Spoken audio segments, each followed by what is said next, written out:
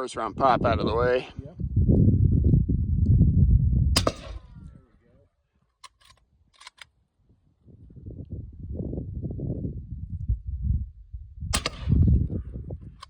Saw the top come off of that apple.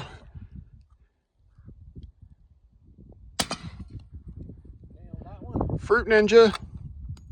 Last one, I'm gonna hit the steel